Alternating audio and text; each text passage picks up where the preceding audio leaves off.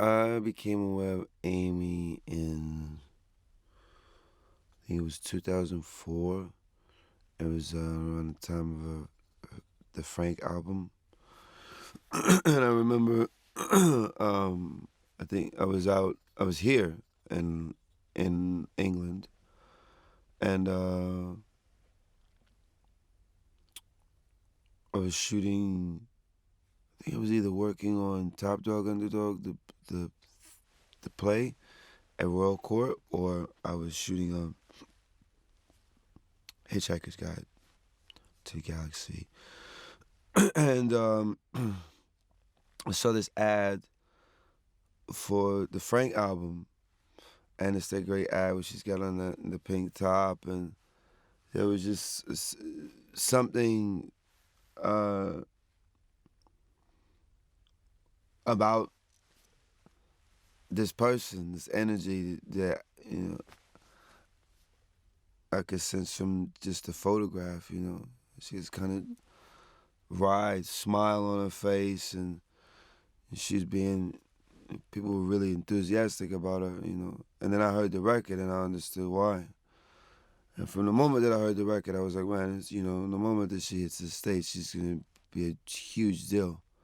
Now, I think I met her at she was at some jazz awards, like jazz awards for young people, and I think she was up for one, and that's a pretty difficult criteria at jazz award these days because nobody's quite sure what it is really anymore. But she was up for one, and then I remember particularly some record company had a party, and she was there, and I was there for some reason, and I noted that she was up for having a party, which I rather liked.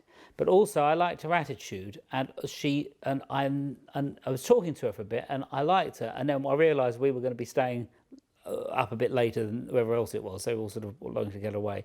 We might have gone somewhere else for a drink. I can't remember, but I liked her because of her knowledge of music, and the music she talked about that she loved was also the music that I'd loved. So when Guy Mook called me about this girl who I later found out went to EMI because she heard a record I did for Left Eye Lopez, who also had died that year before, called Block Party. And she wanted to know whoever did that, they can figure out what I want to do with my stuff. So she went to EMI looking for me. And of course, this was kind of like a thing at that time where they would go, someone's looking for me, then they might end up getting signed. So she ended up getting signed. And then now the thing was convince me to do it because I've always been someone who selected who I would work with. I just didn't work with everyone, even now especially because I'm pretty much off the market in that way. But I always kind of selected the projects I knew I could deliver on or something that really inspired me. And being that I worked in so many different genres, I had the ability to pick and choose and still be busy all the time. So guy says, no, meet this girl. I'm like, I don't feel like it, whatever. He's like, just meet her. Okay, can I send her there to just meet you? So, eventually in hindsight, I ended up looking and saying, no, she ended up coming over, was it May 27th, 2002, which is pretty much, a couple weeks after my 30th birthday. A couple Mondays after, I was like, okay, I'm here now. And by that time, I'd moved everything out of New York, totally taken all of my stuff. Storage is here. I had nothing in New York, like no real connection outside of family. And who did she come with? Amy came with Nick Shemansky. Nick was the red-faced, Judd Hirsch looking, her sidekick, basically. I felt like they were like 19 and 20 years old or something like that. Like they both were like kiddish, basically. So Nick was like, hey, how you doing? Okay, we're happy to be here. And then I was just looking at her, so she was sitting there. It's kind of like she was probably sitting on the chair you're sitting on right now, actually. That was in one side of my studio. And I was like, so what's up? And then she picked up a guitar and actually started singing. And when she started singing and playing the guitar, it was a really high ceiling room, and she lit up the whole room. And the first thing she started singing was Girl from the Beam. And I was like, and she would always laugh at me. I was like, oh, you can sing. Okay, I couldn't tell if you were just faking or miming or this is some Erykah Badu jazzy knockoff. What at do you that mean point. by that? Because I've heard you say that a couple of times. Was that when Erykah Badu came out? Did everyone try and copy her style? Well, I couldn't tell if she was mimicking a style or if she actually had vocal and, vocal ability. Like, not everybody, a lot of people can mime. I can mime a style, but I'm not really a vocalist in that way. So I couldn't tell if she was styling and just doing a little something because I'm in like a little Billie Holiday vibe, or if she actually had the ability to emote a song and really do it. So from her previous recordings, I couldn't tell if that was there. But when I heard her sing in front of me, I could tell not only could she sing in that type of tone, but she could belt in that tone. And also at the same time, she was able to, just like how she was picking her notes, like she was really like a jazz in singer. She had the ability, she had the stylings of a 65-year-old jazz singer who knew the ropes up and down, and you were going to get a different performance every time. I could hear that in her first singing for me in front of me, and I was like, okay. Oh, this is real. All right, so this is going to be fun. So what are we going to do? We're going to record songs with no beat to it. This is all about you and recording your vocals, so I feel what I just felt sitting in front of you. I guess the first time I became aware of Amy was I was in the UK in 2003. My first album had come out, and it was around Carnival. And Carnival in London's a pretty amazing time. I mean, especially in West London. And I was here the first time, DJing these massive sound systems and playing shows with Mos Def, and it was a memorable time for me. And then I just remember that everywhere I went there was this billboard of Time Out that Amy was on the cover that week, and I just remember thinking, like, I just kept thinking, who's this Amy Winehouse girl? And then I remember thinking to myself a little bit in the back of my head, like, oh, I wonder if she's Jewish, because I guess there's so few Jews like in popular music that you always like obsess about. Well, I do, I don't know why. And then she had that song, In My Bed, that sampled one of my favorite Nas records, Made You Look. So I was playing that in my DJ set. The first time I met Amy, she came up to see me. Her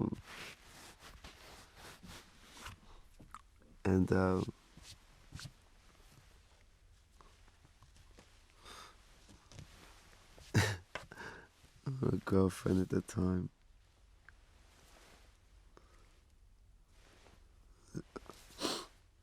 And she came up to see us. I was staying at this place in Watford.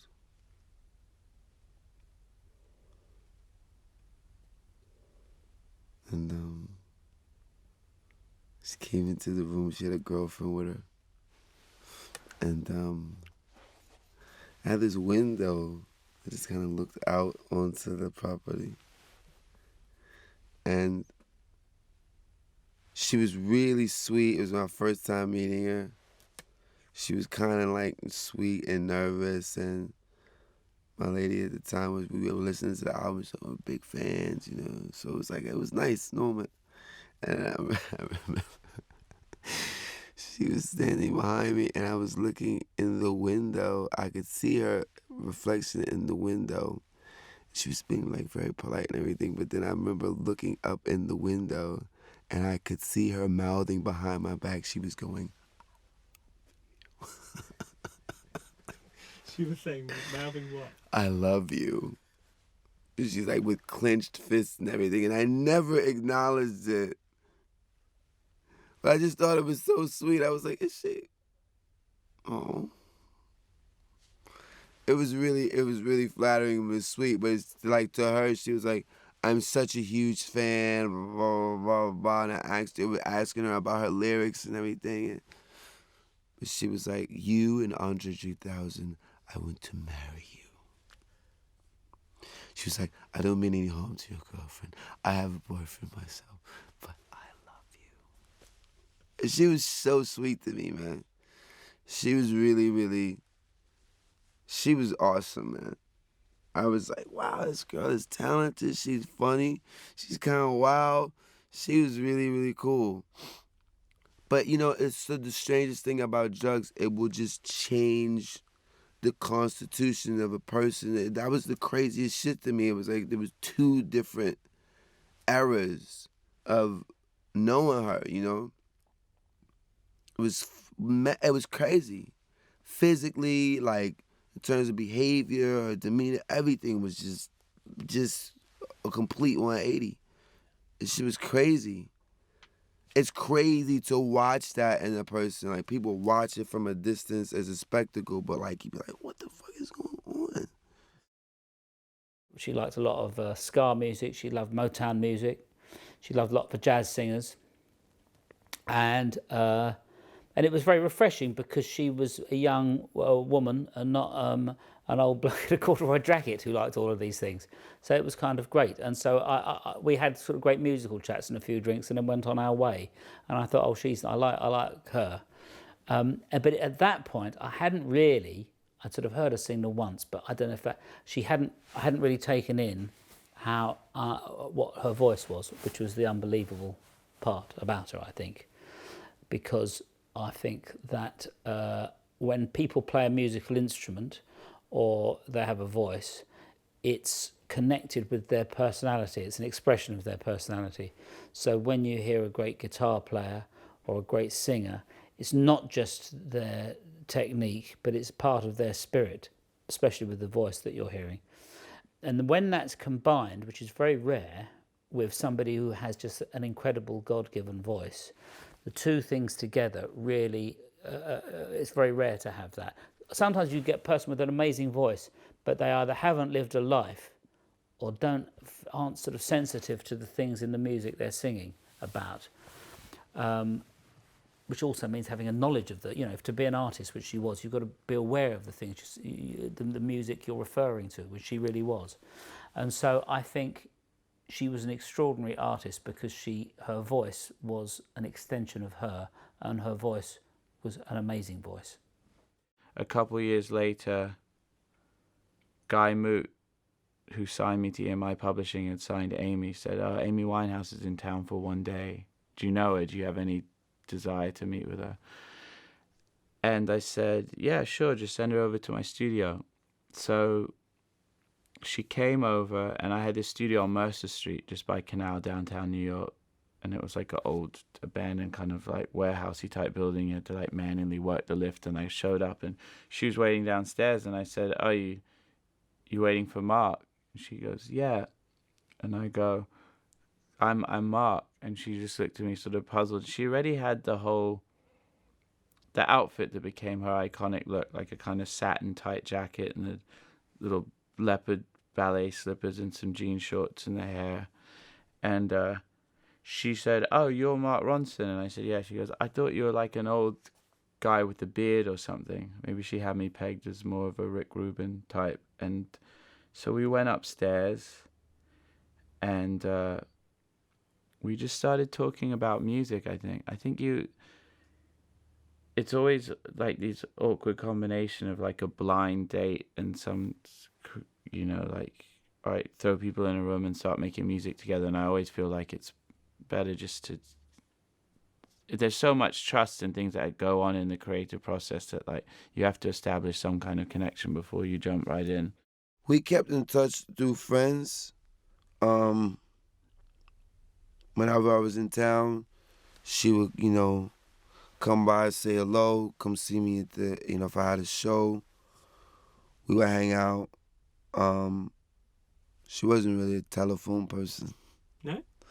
Not with me, and I'm living in the States, she's living here. But I kept tabs on her through mutual friends and her manager at the time, Clive. And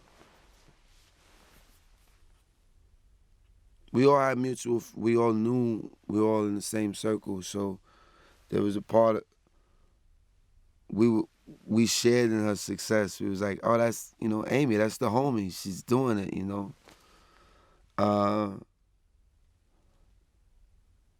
And it was weird at that time because I remember feeling like really happy for her and also like really like concerned. Like, I just hope baby girl gonna be all right. That was my main thing. I was like, I hope she's gonna be okay. She's the best of anyone I've ever worked with. Definitely. as far as talent, expression, range. All those things are great in their technical terms and they're important, but it's just like how much you feel something at the end of the day. Tone is the one gift because that's something that you're just born with, the way that you sound when you sing. And that, she was lucky to just have a magical tone that just brought everyone in. Tone is one of the things that is really special, and you know, I don't. The other technical things are not as important. I think it's just like how much you really believe that she meant those songs, and that also goes into the lyrics and the melodies and the mood of the song. So they're all so interchanged. I mean, they're also interlinked because you can't really separate like why you feel it so much. You feel it so much because she takes this melodic turn there, or are you feeling it because the lyric just feels so raw and honest, and it's probably not that easy to separate.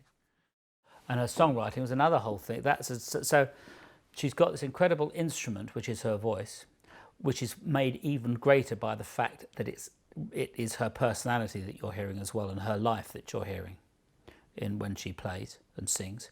But then she also has actually an incredible gift for poetry. And I realised that when what was the first record that came out? Frank, yeah. When Frank first came out, I realised that when Frank first came out, and she came here to this studio where we were doing a radio show, and she wanted to do. She said, "I'll do one of the songs from it. I'll just teach it to you. It's really easy." And which was let me just get to this. Love's a losing game. In general, my way of production is really just to let people be who they are. You know, who are you really? Okay, go ahead, be it. And then let me figure out how to package who you are in the right frame to fit on the wall that it needs to go onto. And that's when things are spoken. Like almost all the artists I've worked with, you know, I've encouraged them to write, or when maybe their company wasn't saying that. So at first, it was really about, you know, Felix Howard or this person or that person getting in and writing with Amy because they felt that she needed that top line, which maybe she did. But I looked at it like she just needed the development of her own ideas, and then once she got better at that, no one could write better than her. To be honest, Frank was more musically intelligent than maybe the simple pop mind. And that's really what it was about. It was about her saying, I'm not a singer, I'm a jazz singer. And then me also taking I'm a jazz singer and trying not to make it sound like neo soul. So things like Halftime and things that came out later, I intentionally didn't put anything on the first record that felt like it was a typical way to approach jazz, hip hop, and soul. I intentionally did things that were super jazzy, like I Heard Love Is Blind, and the like the horns on there, everything there was meant to be a little bit classier, you know, a reggae version of Moody's Move for Love. It was like a vocalese thing that turned into something else. The In My Bed, the breaks in between In My Bed, I wanted to really feel like a big band thing meets a hip hop thing. So I tried to use the rawest elements of each, whether it was vocally, song-wise. She was definitely, you know, the only time, and I always remember a line, Gaffield was in the room, and she was singing, you know, the second verse of In My Bed, and then she gets to, like, right the end of the verse before the B section, and she says, the only time I hold your hand is to get the angle right. So Gatfield, Nick Shemansky, myself was sitting in the room, I'm like, did she just say what I think she said? He's like, I think so. I was like, Amy, what did you say there? He's like, you heard me. It's like, did you say the only time I hold your hand is to get the angle right? And she's like, yeah, which was, for me, you know, initially the In My Bed record started as Yellow Rice, based off of Rod Garcia's. And then she had the chord changes and she was just pretty much humming over the top of it. Then that turned into her starting to write this song, which was the verses.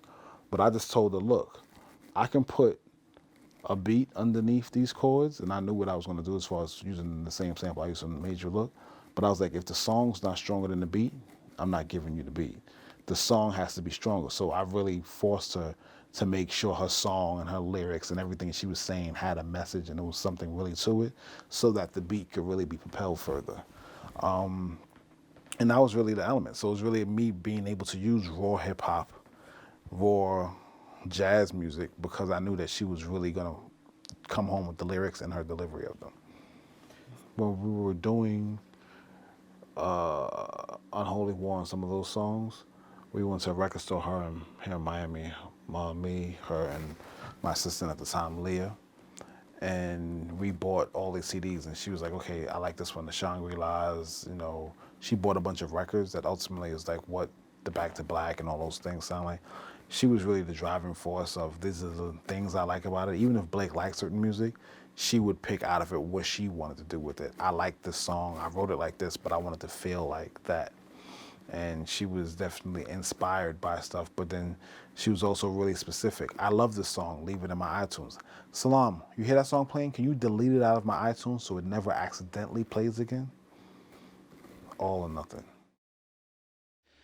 And I just asked her what kind of record that she wanted to make. And she said, well, I have these songs, but I love all this music that they played down at my local, which I guess was the good mixer. She told me that she used to go there with her boyfriend and play snooker all the time, and they would hustle other, people there for money. And it all sounded very like The Craze meets Sid and Nancy, super romantic, but I couldn't tell if how it sounded very gangster. I was like wondering if I bought the story, but she was just she was instantly just so cool. I liked her in the first 5 minutes, and then as you start talking about music and you get more and more excited, oh, have you heard this? Have you heard this? No, have you heard this? And that's kind of how the first 2 hours went. She played me things like the Shangri-Las that I wasn't really that familiar with. Then we both had a common bond on like Motown and soul records like the New Birth from the early 70s, and then shared love of like golden era hip hop like Nas and Mos Def and things like that. And usually when you have a singer come to the studio for the first time, you play a bunch of beats that you have or some instrumental tracks, and you go, oh, do you like this? But I could just tell like I didn't have anything special as what she was on about, and I wanted to impress her, and I think she was supposed to go back to London the next day. But I said, go back to the hotel, because she was staying at the Soho Grand around the corner. I was like, let me have a night to work on something, like just to come up with an idea and come back tomorrow and see if you like it. So she left. I think we'd spent like 4 hours just talking up to that point. And I was just inspired, and I don't know why. I just went and sat in the piano. It was 10 o'clock. It was late. I think the engineer, everyone gone home, and I was just by myself. And I went and sat at the piano, and just the Back to Black chords just sort of came out. And I'm not really like big like sit at a piano guy and start writing, but I was inspired by the vibe and the energy of the music that we've been listening to. And so I came up with the chords, and then I went over to this little drum kit that I have, and I'm not much of a drummer, but I figure out I can just bang out like a kick, ba-boom, ba-boom, with the tambourine. I didn't really have any fancy gear, so I just put shitloads of computer reverb on it to make it sound like instant, like Phil Spector, like in the cheapest way I could. And that was kind of it. So she came back the next day, and I was excited about it, but then you always come back the next day and you're like, oh, is this any good? And it's the moment of truth when you play it for somebody in there in the room. And she just had such a dry, unexcitable demeanor. Like even the whole time I knew her, there are very few times I saw her like really like beam. Like that wasn't her way of showing joy and affection. And I guess at first it takes a bit of getting used to, because I played her the track and I looked back and I was like, so what do you think? Because I wanted her to like it, because I wanted us to I just felt like there was something there that if we worked together. And she was like, yeah, I like it. Like just super dry.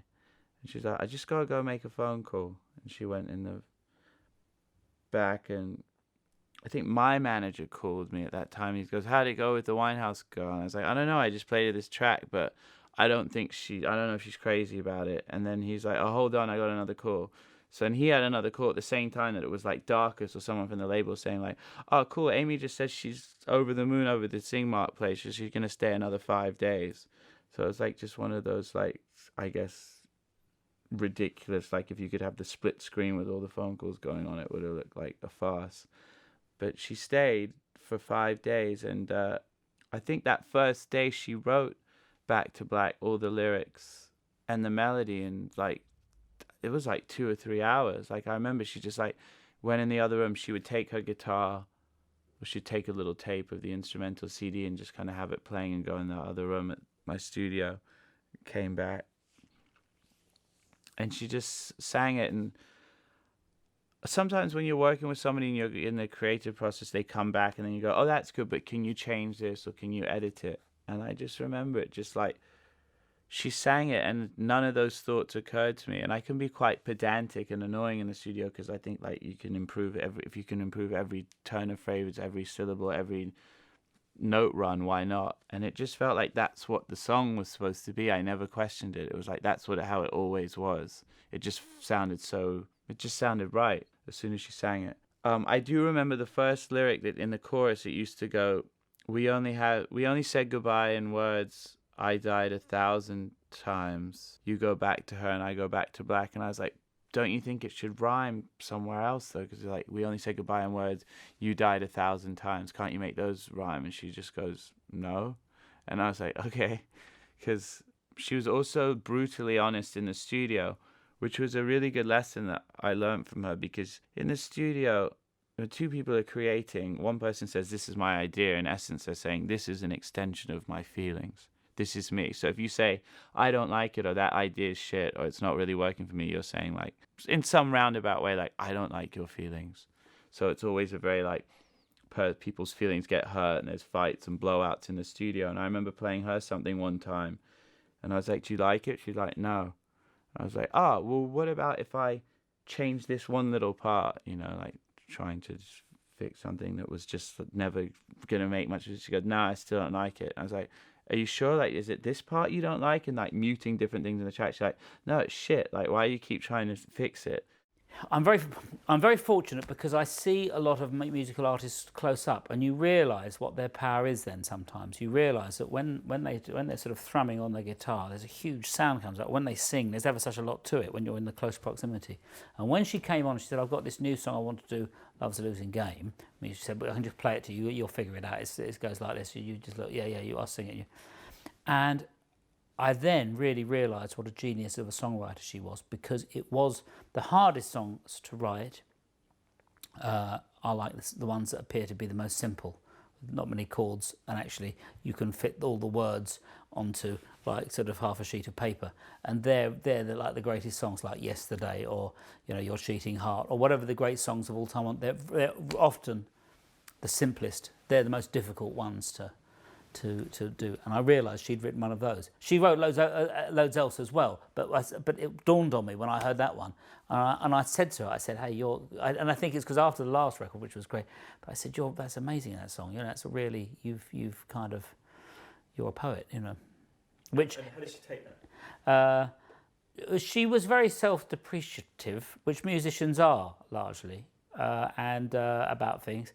And especially when you compliment them, they're always, oh, that was a load of old shit, really, or whatever, or knocked it together. Or maybe I think she was quite pleased. I think she said something like, "Yeah, knocked it together." Sounds all right, doesn't it? Yeah, all right. It's all the great understatement that she had. She had a lot of that. And then Rehab, she also wrote while we were in New York, and she was going out with Alex at the time, and we were walking by Ben Sherman, that shop. It was in Soho around the corner from my studio, and she wanted to buy him a shirt. She was very like thoughtful, especially about her like men in that way. Like those were her guys. Like she was walking by, she was like, I want to buy Alex a shirt. Like, so we went to Ben Sherman, and I think I lent her $20 to buy his polo shirt because I think she didn't have any money at the time. And she was telling me the story. We were walking back from the street, and I was getting to know her a bit more, and she was telling me about some of the tougher times she had gone through before. She never hid any of it, but we were just all about the music the first 2 days, so it took a while to get into a bit of the personal story. And I always thought it was bizarre because everyone had told me, like when I was going in the studio, like, oh, we're working with Amy, like good luck with that, she's been working on an album for 3 years or whatever. And I just met her just at the moment where she decided she wanted to kind of be clean and just get it going. And that's why I couldn't relate or understand what everyone else was saying about this troubled, procrastinating artist. And but she was telling me about a time when she said it was really bad. She was drinking all the time, and I don't know, can't remember the reason, but she said there was in her apartment, there was blood on the walls everywhere, and her dad and Nick Shemansky came over. I was like, oh geez, what happened? She was like, I'll tell you what happened. She's like, they tried to make me go to rehab, and I was like, no. And she did like the put up the hand, like half Supremes, half like sassy Valley Girl. And it just instantly struck. It was such a hook, and such the way that she said it was had such a cadence. And I was just like, I know this sounds really goofy, but that kind of sounds like a song. Like, we should go back to the studio and work on it. So we walked back up there, and she started to work on it. She had it written it on the guitar as a 12-bar blues, and it was more of like a swampy, like they tried to make me go to rehab. And we had been listening to My Boyfriend's Back and all those kind of records that all had that like boom.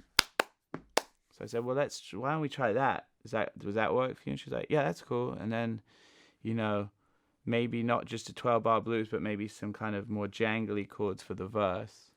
And she kind of just came up with those chords. And then what she would do, the way we worked a lot of the times, because I don't like to work with someone hovering over me because I get, insecure. It's like it's hard for me to fiddle through all the evolution of my ideas when I'm constantly aware that someone's listening or maybe judging.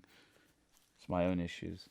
But she would leave at night, and I would work on the track. So she would leave me either like a chord chart, and some of her chords were pretty like in depth, like complicated jazz chords. Like, she'd really have to teach me the voicings and stuff, because that stuff came really naturally to her.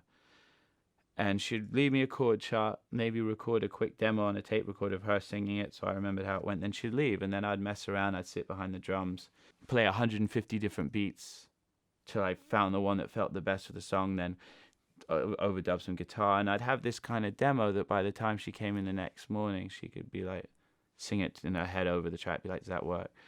That was it. So that's how, Wake Up Alone. And with Rehab, she came in, and I was kind of working on it the next morning, and I put this drum beat in the verse that was kind of like the boom, boom.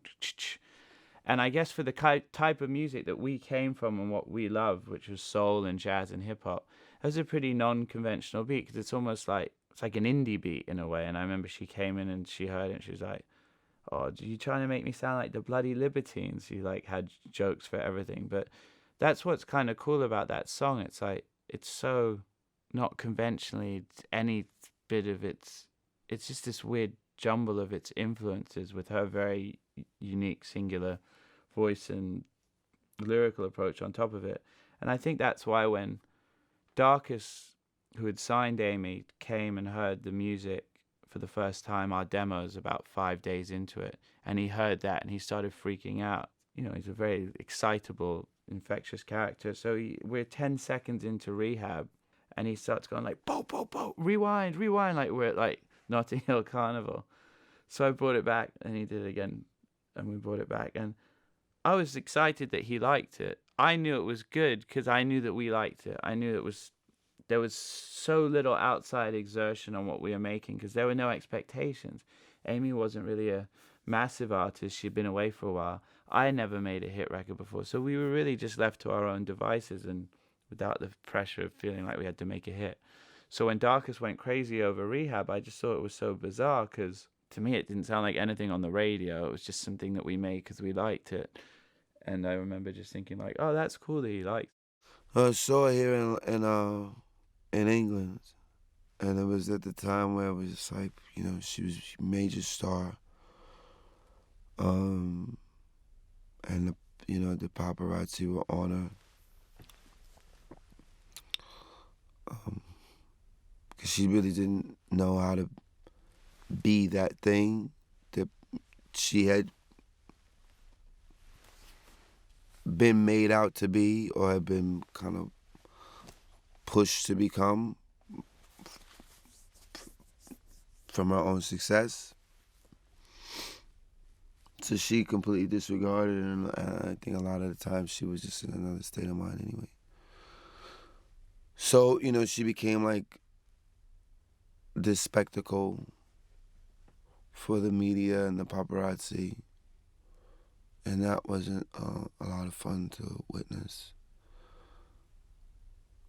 The thing that I always find interesting is that for most of the people witnessing something like that, they have no connection to that person as a person. This person is just a figure. Almost like some distant object. But if that person, if it's a person that's going through that, that's your friend, that you know beyond their talent or their capabilities, and that you just appreciate as an individual,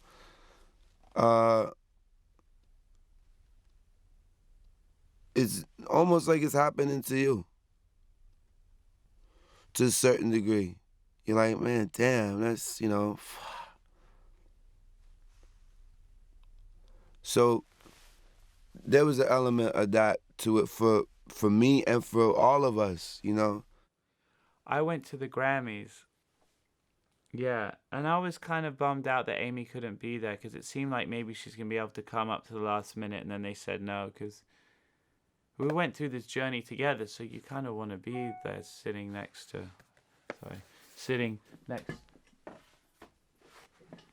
to your, you know, your kind of partner that you did this stuff with. But I had a real Zoolander moment at the they were about to do Record of the Year, which is the award that goes to the producer and the artist. And this camera guy comes up to me, puts the camera, he goes, "You Mark Ronson?" I was like, "Yeah." He's like, "All right, they're doing Record of the Year because they're filming everybody, just so whoever wins, they've got a camera on them." So they read the award and they go, and it's, you know, Grammy goes to Mark Ronson and Amy Winehouse for Rehab.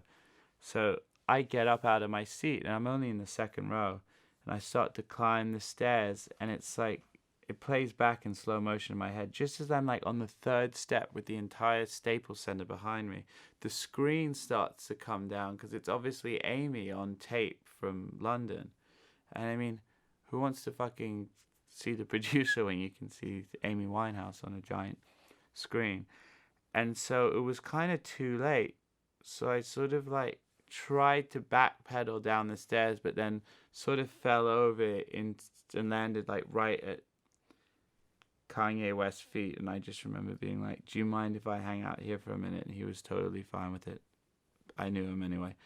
But it was funny. I was thinking like, because nobody told me like, "Oh, Amy's gonna accept the award from London. She's on this screen," or something like that.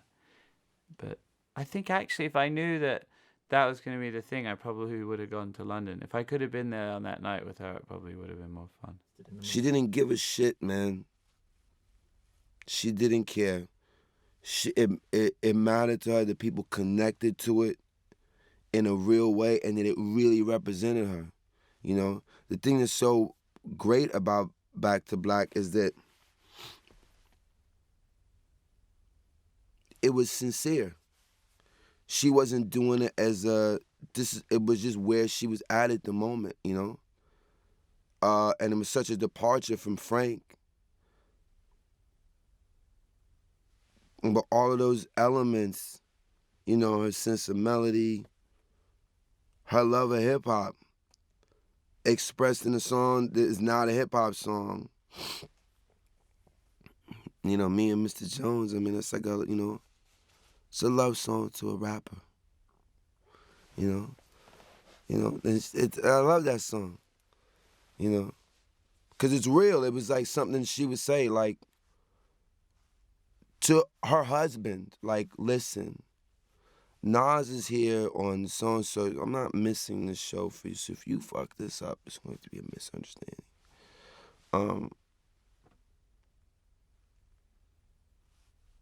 Yeah, and it was just, she didn't care about none of that. And a lot of people around her did. And a lot of people didn't expect Amy to do that. People did not expect Black to Black to do that. They didn't expect Frank to do that. they were thrown off by Amy. You know, it's something that they couldn't quite put their finger on, but she was like outside of their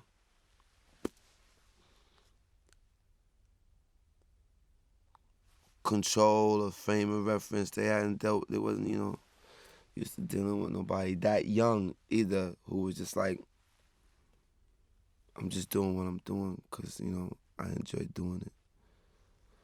But because she was a young woman and without airs and just kind of earnest about it, they responded cruelly to her, in my opinion. I was always, I'm not quite sure I worked that out why they were so mean to her. I was like, this is more than just, mocking somebody who's had one too many. There's something else at play, in my opinion. And I never really worked out what that was. Why there was like this, something else pushing the contempt that they expressed for Amy in the media and their treatment of her addiction, The thing is that Amy's story with the drugs is not new. It's not unique. For me, it's really frustrating and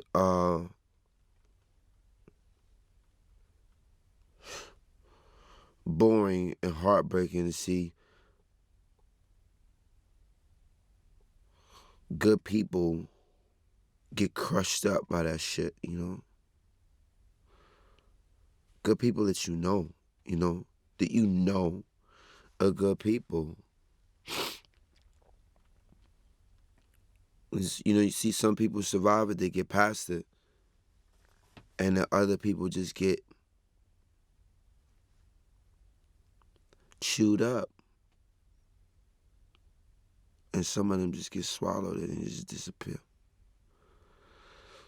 So I was hurt for her, but for what it represented, man, another, sensitive, really at the heart of it, like a delicate person, somebody that just had no armor for the world coming at them at this high velocity and was trying to, manage their pain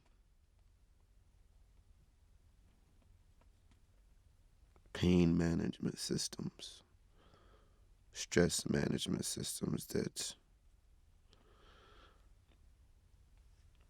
create more stress and pain. Capitalism don't care about your fucking feelings. Fuck is your feelings? Get this money. Put a bandage on it. Take whatever you gotta take. Go out there and put some numbers on the board. That's what the music industry in its energy has done to artistry. It regards it as any other inanimate product. And it's, it's like, 501 jeans, widgets, you. It just is what it is. The system is not going to be any different. The people have to behave differently with themselves, especially if they're going to be engaged in that machine. You're not going to make people be more compassionate or understand it. In the end, you have to give a damn about yourself. Not in some negative, selfish way, but you really got to, take care of your own life because you can't depend on these people to do it. They're here to make money and, win. That's what they care about. They're here to win. They're not concerned with all of that other shit. They're not even equipped to deal with it. You can't even really be mad at them because they don't have a frame of reference on how to deal with people just socially, let alone like my emotions and what I'm going through. They're not there for that. If you don't take an interest in yourself, your A&R is not, gonna be the shoulder for you to lean on when shit gets tough. He working for a paycheck. I don't see that. I tell you no, I do know, there's nothing you can do. Sorry. Ultimately, the thing that I like about being a musician is that if you're a writer and you're a performer, you are controlling the narrative. There's no stand-in for you, right? So if you don't want to perform, don't. If you need to take a break, you got to be able to tell somebody, I'll catch up with you in 90 days. We need to postpone, because right now what takes a priority is my physical, my emotional, and my mental health. You know? Now, I don't mind playing, like, you know, you're traveling. Sometimes you get tired. You're not always performing in optimal conditions, you know? Your back hurts, you know? You may have just got over a cold or a flu or whatever, but you're not supposed to just go out there when you're really not of any use to yourself or the job, and you can't do it, you know? You cannot do it. You have to take care of yourself. So for whatever reason, you know, you're not mentally together or whatever, you got to just be able to say, and you can't depend on your mom or your manager, the A&R, to do it. You have to be able to, because ultimately, when you're in that type of situation where you're pivotal and you're the central figure, you're running the show. It's your bus. You have to be like, well, I'm stopping the bus, I'm pulling over, I'm taking a break, I'm taking a nap. Y'all will be all right. You can pout, you can poke your lips out, whatever. At the end of the day, this is my bus. I'm part of the reason that everybody is here. So I'm not tripping or lording out on anybody, but I'm aware of my value. That I'm not here to just perform to your expectations. That I gotta take care of myself.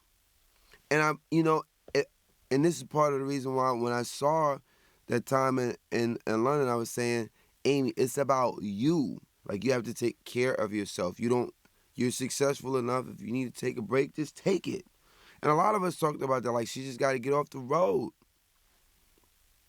You got to go away sometime and sort that shit out. And she tried. But people keep you up with, like, you know, opportunities and money, because they don't have a talent like that where they can just, you know, or they don't feel confident enough in their own selves, or they, you know, whatever. The myriad of reasons. So I got to London on a Thursday. I was staying in Shepherd's Bush. And it was like, okay, cool, I'm going to go and see her. So I got down. I got there, I called the house. I think I was probably supposed to Andrew. And I called Andrew and I was like, what's going on? He was like, oh, boss was over there. She had a couple drinks. I'm like, really? What happened? I thought she stopped drinking, because I had spoken to her up to that Wednesday before. And I was like, you know, bright eyes, everything else. She had stopped drinking for at least 10 days before that. So I was like, what happened? He's like, yeah, she seemed like she got a little pissed off and she wanted certain people to get out the house. So she started drinking when she went to Wide and stuff. They just seemed like to piss people off. And I was like, all right, you know what? The wedding's on Sunday, so I'm going to come by probably on Saturday, because I can come today, but I'm right, 20 minutes away. But I didn't go. And then Friday night, Andrew and myself were talking. I was like, Dad, when's the cycle going to stop? She got to stop going off the drink, on the drink. She's too little. She can't handle it. We had a long conversation about that. I was like, Dad, I got to figure out, like, he's like, I was like, who could actually stop it? Because only you can stop her from drinking, for a certain amount of time. But with, like, the cycle, she's too little. She can't handle it. So we had a long conversation about that. And then the Saturday morning, I was picking up some jerk chicken with my boy Dez in Shepherd's Bush. And I called, like, yo, I'm on my way over. I'm bringing some food. Then he called me back and said that she had passed. And I was like, what do you mean? And he's like, she's gone. Like, and I just heard her the night before while I was talking to him on the phone. So it's kind of like,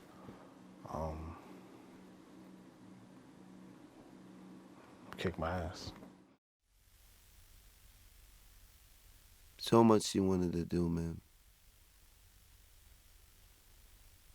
So much she wanted to do.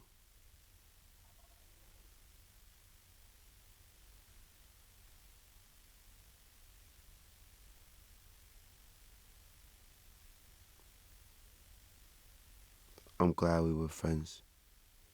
Glad we were in each other's life. There's an impulse to like mourn about it and feel heavy about it, and I did that for a while. I got angry about it because I felt like she was just like, again, a lot of it was not self-inflicted, but self-perpetuated.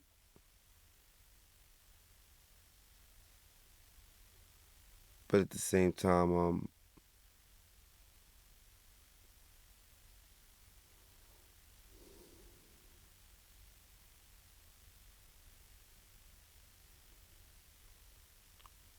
I feel like she didn't get a fair deal with certain things. She made certain choices and put herself in certain positions, but I think that she got beat up on unnecessarily. You know, the underlying thing of it all is both her being an amazing poet and being very well informed musician and poet and person of the arts, really, because that's what all those things were having to go in for her to then assimilate them and make them her own and come out, and that's what a great artist is, and she really was that. I think she was a truly great artist. Amy was something else, man. Amy was special. Amy was special to me. A lot of people have, opinions or whatever about her, but that was my homie. That was my people. I loved Amy. I really did. I do.